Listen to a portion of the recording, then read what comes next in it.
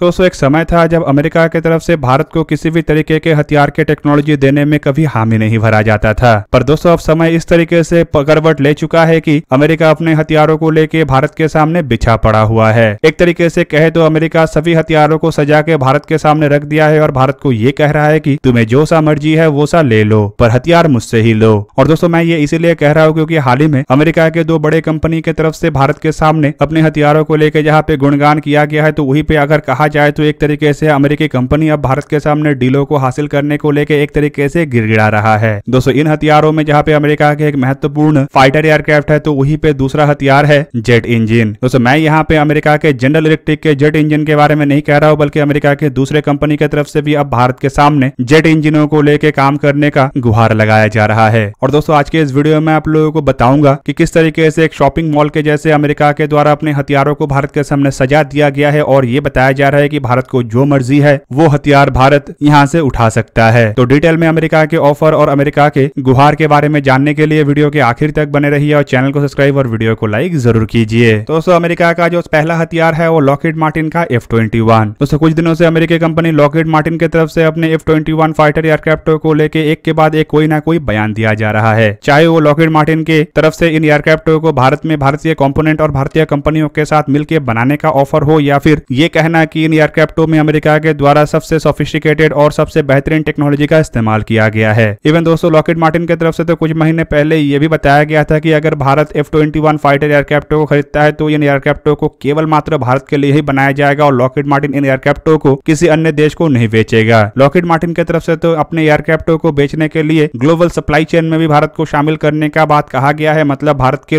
लिए Lockheed Martin अपने F-16 एयरक्राफ्टों के संपूर्ण सप्लाई चेन और मार्केट को खोल देगा ताकि भारत इस मार्केट में भारत में बने हुए स्पेयर पार्ट्स को सप्लाई कर सके। वहीं पे लॉकहीड मार्टिन की तरफ से हाल ही में यह भी बताया गया है कि भारत में कंपनी एरोस्पेस इकोसिस्टम बनाने के लिए भी मदद करेगा। पर अब कंपनी की तरफ से अपने F-21 फाइटर एयरक्राफ्टों को लेकर गुणगान करते हुए बताया जा रहा है कि भारत को इन एयरक्राफ्टों को लेकर ऐसा कोई सोच विचार नहीं रखना चाहिए जो इन एयरक्राफ्टों को पाकिस्तान के F-16 एयरक्राफ्टों के साथ कंपेयर करे। कंपनी का एक्चुअली डर है कि भारत इन एयरक्राफ्टों को F-16 एयरक्राफ्टों के साथ कंपेयर कर रहा है और पाकिस्तान के पास F-16 होने के कारण अमेरिका के F-21 एयरक्राफ्ट भारत के टेंडर में कमजोर पड़ जाएगा। वहीं पे दूसरी तरफ अमेरिकी गवर्नमेंट की तरफ से जिस तरीके से पाकिस्तान को F-16 एयरक्राफ्टों को लेकर हाल ही में मदद किया गया है, उसे लेके भी लॉकहीड मार्टिन कंपनी परेशान है। और अब लॉकहीड मार्टिन कंपनी की तरफ से बयान देते हुए बताया गया है कि F-16 और F-21 में काफी अंतर है। इवन F-21 तो पाकिस्तान के F-16 के मुकाबले में 40% अधिक एयर टू एयर मिसाइलों को कैरी करने में समर्थ है। मतलब अगर पाकिस्तान के F-16 aircraft 10 air to air मिसाइलों को कैरी कर सकता है तो F-21 aircraft 14 air to air मिसाइलों को कैरी कर सकेगा। दोस्तों बेसिकली ये बयान लॉकहीड मार्टिन इंडिया के प्रेसिडेंट विलियम ब्लेयर की तरफ से दिया गया। विलियम ब्लेयर को जब कुछ पत्रकारों के द्वारा सवाल पूछा गया तब उनके तरफ से बताया गया है कि वो फिलहाल एक्सपेक्ट कर रहे हैं कि जल्द ही भारत के द्वारा medium multi role combat aircraft मतलब MRFA एयरक्राफ्टों के टेंडर को जारी कर दिया जाए। मतलब एयरक्राफ्टों के रिक्वेस्ट फॉर प्रपोजल को लेकर उनके तरफ से एक्सपेक्ट किया जा रहा है कि अगले साल ये जारी हो जाए। और उनका यह भी कहना है कि अगर इंडियन एयरफोर्स की तरफ से F-21 मतलब अमेरिकी कंपनी लॉकहीड मार्टिन की तरफ से भारत को ऑफर किया गया एयरक्राफ्ट को चुना जाता है तो इन एयरक्राफ्टों में अधिक से अधिक मात्रा में इंडिजीनियस कंपोनेंट मतलब भारतीय कंपोनेंटों का इस्तेमाल किया जाएगा।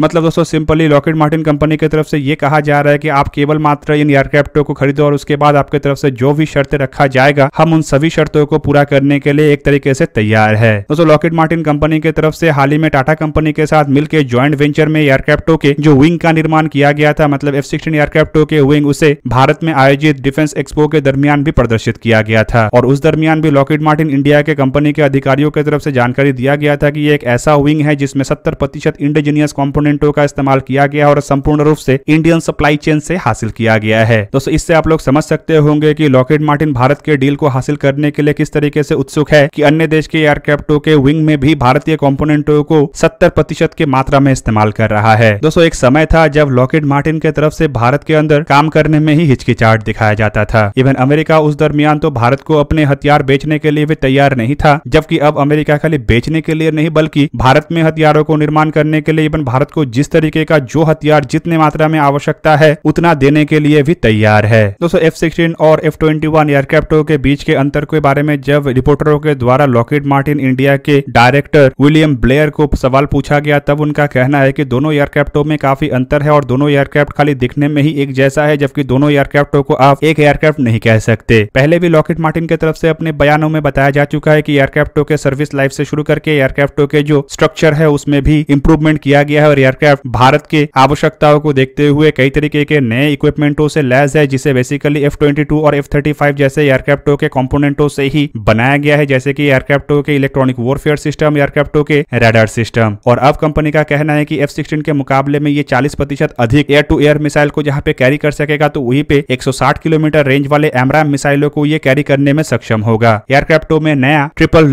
रेल लॉन्चरों को लगाया जाएगा जो AMRAAM M120 मिसाइलों को भी लॉन्च करने में सक्षम होगा। फिलहाल अगर दोस्तों देखा जाए तो पाकिस्तान के F-16 एयरक्राफ्टों में जो AMRAAM मिसाइलों का इस्तेमाल होता है, बताया जाता है कि इसका रेंज 80 से 100 किलोमीटर या 110 किलोमीटर तक ही होगा, उससे अधिक नहीं है। पर 160 किलोमीटर रेंज वाले AMRAAM मिसाइलों को अगर F-21 एयरक्राफ्टों में इंटीग्रेट करने का बात लॉकहीड मार्टिन की तरफ से कहा जा रहा है, तो आप समझ सकते होंगे कि एयरक्राफ्टों के साथ आधुनिक हथियारों को भी देने के लिए लॉकहीड मार्टिन एक तरीके से हामी भर रहा है। तो सब चलिए जानते हैं उस दूसरे हथियार के बारे में, या फिर कहे तो अमेरिका के उस दूसरे प्रोडक्ट के बारे में, जिसे लेके भी अमेरिका की तरफ से भारत के सामने शॉपिंग मॉल खोलने का बात कहा जा रहा है। बेसिकली दोस्तों ये कोई हथियार नहीं है, बल्कि ये एक डिफेंस प्रोडक्ट है। और दोस्तों ये प्रोडक्ट अमेरिकी कंपनी प्रीटी व्हिटनी की तरफ से बनाया जाता है। रिपोर्ट में बताया जा रहा है कि अमेरिका इंजनों को लेकर जहां पे भारत के साथ काम करने के लिए काफी अधिक उत्सुक है, तो वहीं पे अमेरिकी कंपनी प्रीटी व्हिटनी अब महसूस कर रहा है कि भारत के साथ अगर खुल के आगे नहीं बढ़ा जाता है तो भारतीय मार्केट से प्रीटी व्हिटनी संपूर्ण रूप से अलग हो जाएगा। तो सबके जानकारी के लिए बता दूं कि प्रीटी व्हिटनी फिलहाल वो कंपनी नहीं है जिसने भारत को AMCA एयरक्राफ्टों के इंजनों का ऑफर किया है। बेसिकली भारत के सामने अमेरिकी कंपनी जनरल इलेक्ट्रिक की तरफ से इंजनों का ऑफर रखा गया है और जनरल इलेक्ट्रिक चाहता है कि भारत जनरल इलेक्ट्रिक के F414 EPE इंजनों के बेस पे AMCA इंजनों के को डेवलपमेंट के काम को जनरल इलेक्ट्रिक के साथ ही आगे बढ़ाए। रिपोर्ट के मुताबिक जनरल इलेक्ट्रिक भारत को F414 इंजनों के लिमिटेड टेक्नोलॉजी ट्रांसफर भी करना चाहता है, ताकि तेजस मार्क 2, AMCA मार्क 1 और ट्विन इंजन डेकवेस फाइटर एयरक्राफ्टों के इंजनों का निर्माण भी भारत में हो सके। और दोस्तों इन सभी चीजों के पीछे है AMCA एयरक्राफ्टों के इंजन के डील को हासिल करना। दोस्तों जनरल इलेक्ट्रिक जहां पे अपने ऑफरों के साथ इस तरीके से आगे बढ़ रहा है, तो वहीं पे इस दरमियान प्रीटी व्हिटनी को महसूस हो रहा है कि इतने बड़े मार्केट से प्रीटी व्हिटनी कहीं ना बाहर हो जाए, क्योंकि प्रीटी व्हिटनी भी अमेरिका के एक बहुत बड़ा कंपनी है जो कई सारे इंजनों का निर्माण कर चुका है, चाहे वो F-22, F-35 जैसे एयरक्राफ्टों में इस्तेमाल होने वाला इंजन हो या फिर F-15 जैसे एयरक्राफ्टों में इस्तेमाल होने वाले हाई थ्रस्ट इंजन हो। प्रीटी व्हिटनी के कई सारे प्रोडक्ट भारत में भी इस्तेमाल होता है, जिनमें C-17 ग्लोबमास्टर 3 में इस्तेमाल होने वाले इंजन से शुरू करके हाल ही में जो भारत द्वारा एयरबस के C-295 एयरक्राफ्टों को खरीदा गया है उसमें इस्तेमाल होने वाले PW-100 सीरीज के इंजन भी शामिल है। दूसरी तरफ अगर देखा जाए तो प्रीटी व्हिटनी को यह भी महसूस हो रहा है कि खाली अमेरिकी कंपनी जनरल इलेक्ट्रिक ही भारत के साथ इंजनों को डेवलप करने को लेकर आगे नहीं बढ़ रहा है, बल्कि यूरोप के कंपनी रोल्स रॉयस और सैफ्रॉन भी भारत के साथ 110 किलोन्यूटन थ्रस्ट वाले इंजनों का डेवलपमेंट करना चाहता है। ऐसे में जिस कंपनी को भारत के साथ इंजनों को डेवलप करने का मौका मिलेगा, उस कंपनी को आने वाले समय में कई सारे बड़े डील मिल सकता है। और भारत अगर इन इंजनों के बेस पे अपने इंजनों का डेवलपमेंट करता है, खास करके अपस्केल और डाउनस्केल इंजन, तो इसमें सप्लाई चेन के रूप में भी जो लिमिटेड सप्लाईज भारत अन्य देशों से हासिल करेगा वो भी उन कंपनियों को जा सकता है। मतलब एक तरीके से नए इंजनों के डेवलपमेंट के डील अन्य कंपनी को भारत के बहुत बड़े मार्केट से बाहर रख सकता है। और अपने आप को इस तरीके से बाहर होते हुए देखने के बाद प्रीटी व्हिटनी की तरफ से भारत के सामने इंजनों को लेके एक साथ काम करने का एक तरीके का प्रस्ताव रखा जा रहा है। बेसिकली दोस्तों माना जा रहा है कि अब आने वाले समय में जनरल इलेक्ट्रिक, रोल्स रॉयस और सैफ्रॉन के साथ साथ प्रीटी व्हिटनी भी अपने इंजनों को लेकर भारत के सामने ऑफर रख सकता है। हालांकि इस तरीके का ऑफिशियल कोई जानकारी नहीं आया, लेकिन बताया जा रहा है कि प्रीटी व्हिटनी भारत के साथ काम करने के लिए काफी अधिक इंटरेस्टेड है और वरिष्ठ अधिकारियों के बीच में इसे लेके काफी अधिक मंथन भी चल रहा है। दोस्तों इससे आप लोगों को एटलीस्ट ये अंदाजा लग गया है कि किस तरीके से अमेरिका भारत के सामने अपने हथियारों को बिछा के रखा है और किस तरीके से अमेरिका चाहता है कि भारत कहीं और ना जाए, बल्कि अमेरिका से ही जो चाहता है उस तरीके का हथियारों को ले ले। दोस्तों ये केवल मात्र भारत के ताकतवर बनने के कारण ही है। भारत फिलहाल इकोनॉमिकली भी एक स्ट्रॉन्ग देश बना है और वहीं पे डिप्लोमेटिकली भारत का जो दबदबा है वो फिलहाल इतना आगे है कि अमेरिका जैसे देश भी भारत के सामने एक तरीके से नतमस्तक होता है। ऊपर से भारत के सामने इतने सारे दोस्त देश है कि अमेरिका फिलहाल अगर भारत के सामने कंडीशन लगाता है तब भी वो अमेरिका के लिए घातक होगा, क्योंकि इस तरीके की कंडीशन ना भारत अब मानने वाला है और ना ही भारत को इस तरीके के कंडीशन के कारण कोई फर्क पड़ेगा, क्योंकि अमेरिका के कंडीशन के सामने कई सारे देश अपने खुला प्रस्ताव को लेकर खड़ा है और अमेरिका अगर कंडीशन लगाता है तो ये एक तरीके से अमेरिका के हाथ से डील को छीन के अन्य देशों को देने जैसा होगा। और दोस्तों इसी कारण अब अमेरिका बिना कंडीशन के, बिना शर्त के भारत के सामने अपने हथियारों को पेश कर रहा है। और दोस्तों मेरा मानना यह है कि आने वाले समय में भारत किसी भी देश से अगर हथियारों को खरीदेगा तो उस देश के शर्त पे नहीं बल्कि अपने खुद के शर्त पे खरीदेगा। तो दोस्तों ये था आज का वीडियो। अगर आपको वीडियो अच्छा लगा तो लाइक कीजिए और मेरे चैनल को सब्सक्राइब कीजिए और साथ में बना हुआ बेल आइकन को भी प्रेस कर दीजिए ताकि आप मेरा वीडियो देख पाए सबसे पहले। जय हिंद।